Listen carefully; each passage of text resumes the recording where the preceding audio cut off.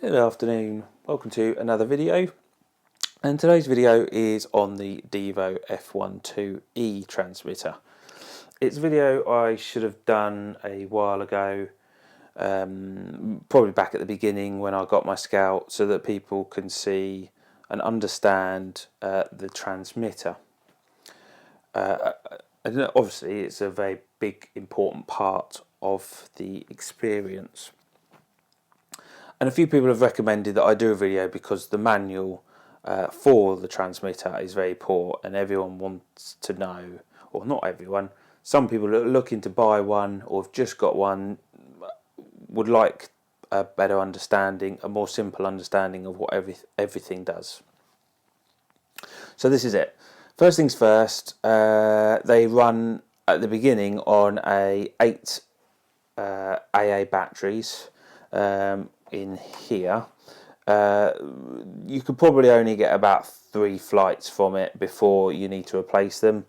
And in this case, I've updated to a 3-cell LiPo battery, and there is a connector already in there, so that can do up to say 14 flights without needing to charge. That's the first recommendation for getting started. If you're buying one of these, get a 3-cell LiPo. It's one of the better transmitters for look wise. It's not white, it looks like a proper remote or radio transmitter. And what you have is you have a display screen, which is the downlink from the quad already built into the display. And then you've got your various switches, and these control the aircraft. So if we just go over, first of all, what are the switches that I use predominantly? And to be honest, it's just 2 switches. If we shut that sun guard, there's only 2 switches that I use, and these are these 2 on either side at the top here. The first one quite simply says gear, and that switch is either the gears up or the gears down. Simple and straightforward. The second switch here is positions 1, 2 and 3, and that is the Scout flying mode. Now position 0 is, well, on here it says mix, but I believe on the latest transmitter it's slightly changed. But position 0 is manual flying. So if you're going to take off, it's best to take off in manual mode. And that means it doesn't use any GPS. It flies, you fly it, and it uses nothing to do with coordinates or gaining positions or anything like that. If you are an expert flyer in radio controlled models, manual is good because it allows the Scout to do pretty much anything you want. The middle switch, position 1, is into GPS mode. This allows the quad to pretty much, when you let go of a stick, it just stops in midair. So if you move it to the left and let go, the switch does return to the middle, and the quad just stops itself as well. You move it forward, it goes forward. Let go of the switch, it just stops and hovers. The GPS mode is good as well for various other things. It stabilizes itself better, and quite honestly, if you're a beginner, I'd recommend flying in GPS mode for the time being, whilst you get to learn about the Scout and how it works. Just bear in mind you need some good satellite signals. And finally, number 3, which is the return to home feature, or the return to launch, depending on what some people say. And as soon as you flick that switch, the Scout will return to the position that it took off from. So those are the only 2 switches that I use. At the back here, or at the sides, these here on either side, these control the gimbal or the camera. One side is for controlling the camera to move down, like so, and up and down, and the other side is to allow the camera to move to the left, to the right, so you can sort of center it to how you want. And it literally works by moving these little plastic switches up and down. Their default position is in the middle. And those are, surprisingly, the only switches that I currently use. So I guess the next question really is, well, if you only use the top two, what are these two for, these two, and these back things on the back of the transmitter here? So let's go into that, shall we?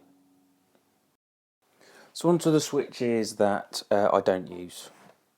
The first one is Fmod, and that allows the scout to circle, looking into the circle. You flick into GPS mode, flick the switch towards you, and the scout will start to do this. It's a feature that I personally don't really see too much of a need for, certainly when you're flying.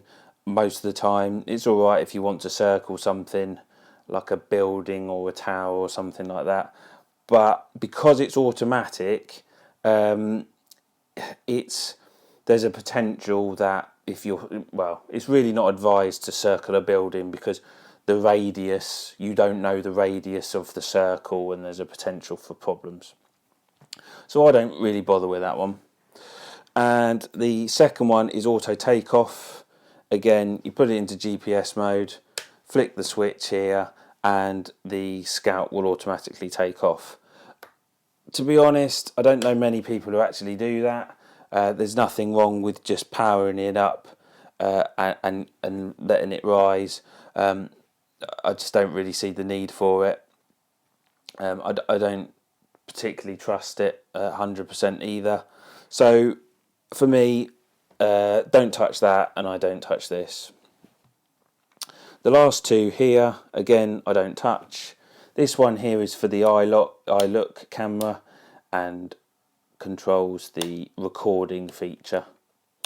I don't have an iLook, so it does not affect me in the slightest.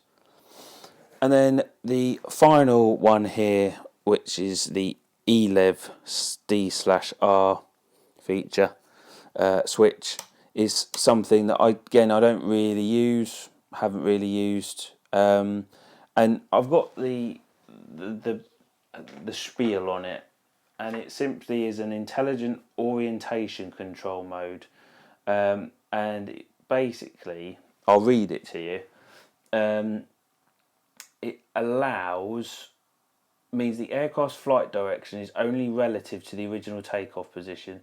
Regards the actual aircraft heading, with this mode you can fly past something and pan the aircraft to frame your shot.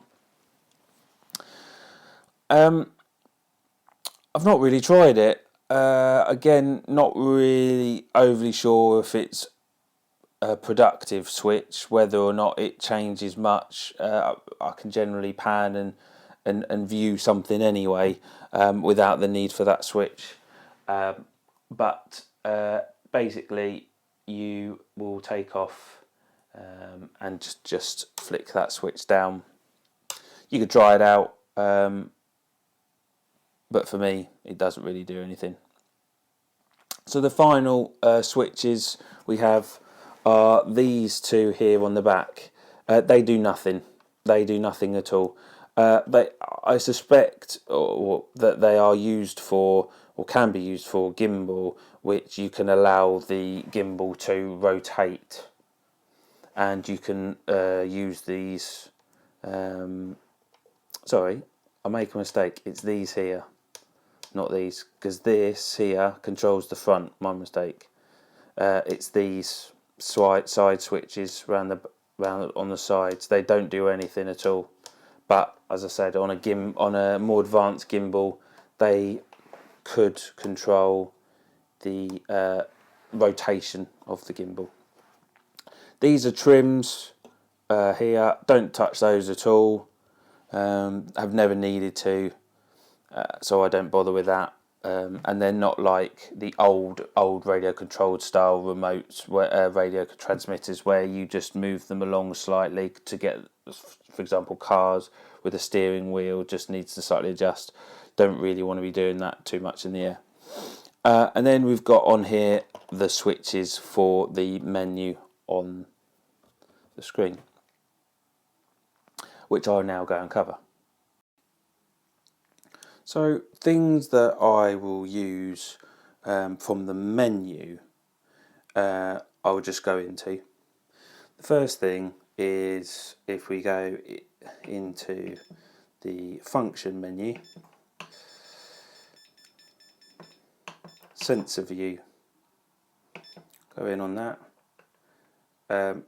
If we then move the down key, that moves to this screen.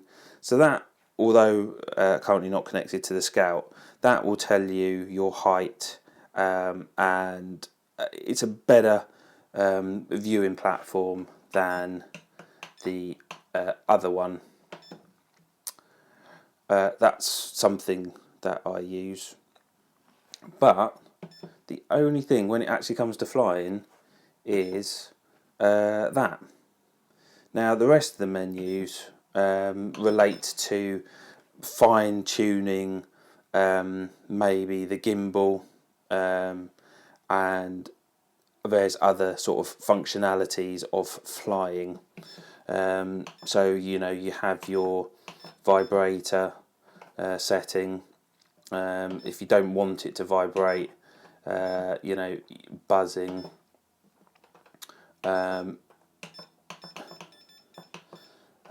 battery, so that's the battery, so that's an alarm for the battery on here. And on model mode, don't really adjust too much on this, to be honest. You've got here, what I will show you actually, I'll show you it on here. On model mode, in sensor setting, if you go down, if you activate it and move down to voltage, here is where you can adjust your voltage for the Scout or the alarm to start sounding on your transmitter. And in this case you can see I've got 21.4 volts, but as I say, you can adjust that to what you would prefer. But other than that, there's not really massive amount of items and things you need to really look at when it comes to the modes in the actual screens. All these look like there's plenty to do, and plenty of settings to be adjusted, but actually, I'll be honest, it really does not do anything at all. So that is the video on the transmitter. It's a good bit of kit, and as far as I'm concerned, it is one of the better ones out there. Everything is pretty much adjustable. There is really, to some extent, no restrictions. There is a firmware update for the transmitter, and what happens with that is it reduces all of these menus here to a lot smaller, sort of hides a lot, and personally it's not worth it, because there are people out there that use these settings to make the Scout better, for it to fly better, to safeguard things, and I'd rather have access to all of those menus. So that is the transmitter for you if you're learning to fly. It's actually pretty simple when it comes down to it. There really isn't much to go with. So thank you again for watching. If you've got any questions, please do let me know. Please share the videos with forums, friends, etc. Builds up a nice fan base. It gets people liking the videos and putting the videos higher up on the YouTube channel. I have plenty more videos to come, and I will catch up with everyone again soon. Thanks for watching. See you later.